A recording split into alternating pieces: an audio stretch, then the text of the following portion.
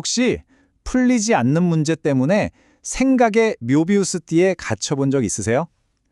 자, 지금부터 논리의 한계에 도전하는 이 역설의 세계로 같이 한번 들어가 볼까요? 자, 바로 이 문제부터 시작해보죠. 우리의 뇌 회로를 순식간에 마비시키는 이 문장이야말로 역설의 세계로 들어가는 완벽한 첫걸음이죠. 이 골치 아픈 걸 이해하려면 먼저 역설이라는 게 도대체 뭔지부터 알아야겠죠? 그러니까 분명 맞는 말들을 가지고 논리적으로 쭉 따라갔는데 결론은 말도 안 되는 상황. 이게 바로 역설이에요. 근데 재밌는 건 철학자 콰인에 따르면 모든 역설이 다 똑같지가 않대요. 크게 세 가지로 나눌 수 있다고 하더라고요. 자, 그럼 가장 쉬운 것부터 시작해 볼까요?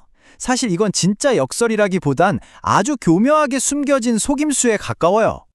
그러니까 겉보기엔 말이 안 되는데 알고 보면 어딘가 논리의 구멍이 있는 그런 지적인 퍼즐 같은 거예요. 고대 그리스에서 온 이 고전적인 퍼즐, 이거 언뜻 들으면 진짜 그럴듯하거든요.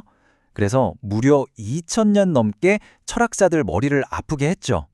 제논의 논리를 따라가 보면 마치 화살이 날아가는 걸 영화 필름을 한 컷 한 컷 잘라놓은 것처럼 보는 거죠. 각각의 정지된 사진을 아무리 이어붙여도 움직임이 생길 수 없다는 거예요. 자, 여기서 핵심은 이거예요. 제논이 순간에는 움직임이 없다고 했는데 바로 그 전제가 틀렸다는 거죠. 생각해보세요. 움직임이라는 건 애초에 시간이 흐를 때만 의미가 있는 거잖아요. 이렇게 딱 맞는 정보 하나만 있으면 이 역설은 그냥 확 풀려버리는 거죠. 자, 이제 다음 단계로 가볼까요? 여기서는 논리는 맞는데 결론이 이걸 받아들여야 하나 싶을 정도로 우리 생각하고는 완전히 반대예요. 그러니까 이 경우에는 논리가 틀린 게 아니에요. 문제는 바로 우리 자신의 직관인 거죠. 우리의 상식이 배신당하는 느낌이라 할까요? 어떤 작은 마을에 이발사가 한 명 있는데 이 사람의 영업 규칙은 아주 간단해요. 스스로 면도하지 않는 모든 남자만, 그리고 딱 그 남자들만 면도를 해준다. 어때요? 아주 깔끔한 규칙 같죠? 근데 말이죠. 딱 이 질문 하나를 던져보면 그럼 이 이발사는 자기 수염을 깎을까요? 안 깎을까요? 이 질문 하나에 이 모든 게 와르르 무너집니다. 완전히 빠져나올 수 없는 논리의 덫에 갇히는 거예요. 만약 스스로 면도를 안 하면 자기가 면도해주는 그룹에 속하니까 면도를 해야만 하고, 반대로 스스로 면도를 하면 그 그룹에 속하지 않으니까 면도를 하면 안 돼요. 결국 뭐냐? 이런 규칙을 가진 이발사는 애초에 존재할 수가 없다는 거죠. 자, 이제 우리는 벼랑 끝까지 왔습니다. 가장 심오하면서도 어쩌면 우리를 가장 불편하게 만드는 역설을 마주할 시간이에요. 이건 그냥 머리 쓰는 퀴즈가 아니에요. 이건 논리 그 자체의 근간을 흔들어버리는, 말 그대로 생각의 위기를 불러오는 거죠. 자, 이 문장 다시 보세요. 이 문장은 거짓이다. 이게 만약 참이라고 해봐요. 그럼 문장 내용대로 거짓이 되죠. 그럼 이게 거짓이라고 해볼까요? 그럼 이 문장은 거짓이다 라는 말이 거짓이니까 문장은 참이 되고요. 영원히 끝나지 않는 묘비우스의 띠에 갇히는 겁니다. 그리고 이런 구조는 그냥 말장난에서 그치는 게 아니에요. 우리 존재의 가장 근본적인 질문들에서도 똑같이 나타나거든요.